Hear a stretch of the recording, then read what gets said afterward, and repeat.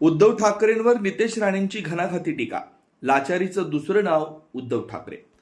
आप आगे चलो, हम साथ हैं. जय हिंद, जय महाराष्ट्र, जय गुजरात. टीका केली. मुख्यमंत्री बनण्यासाठी उद्धव ठाकरेंनी 1995 पासूनच षडयंत्र रचल्याचा आरोप राणे यांनी केला. राणे साहेब आणि राज ठाकरे यांच्या विरोधातही घाणेरड्या पद्धतीनं राजकारण केल्याचा दावा त्यांनी केला. तसेच एकनाथ शिंदेंना दिलेला शब्द फिरवून स्वतः मुख्यमंत्री झाल्याचा आरोप त्यांनी केला. सध्याच्या राजकीय परिस्थितीत सत्ता हातातून निसटत असल्यामुळे अंबादास दानवेंना पुढे केल्याची टीकाही राणे यांनी केली. सगळ्यांनी आग्रह केला होता, त्यांना आमदार व्हावं लागलं आणि आता या संदर्भात बोलले. असं आहे की मुख्यमंत्री बनण्यासाठी उद्धव ठाकरे हे 1995 पासून प्रयत्न करत होते.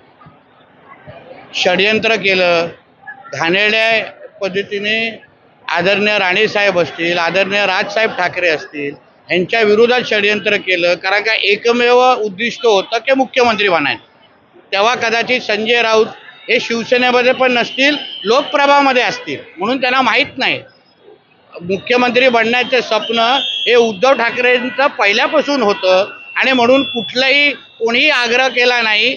त्यांनीच षडयंत्र केलं. तेव्हाही एकनाथ शिंदेंना शब्द दिला आणि तो फिरवला आणि स्वतः मुख्यमंत्री झाले.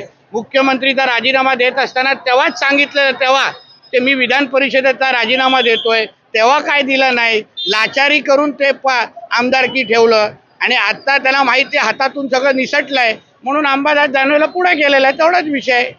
म्हणून लाचारीचं दुसरं नाव हे उद्धव ठाकरे हे कदाचित संजय राजाराम राऊतला माहीत नसेल.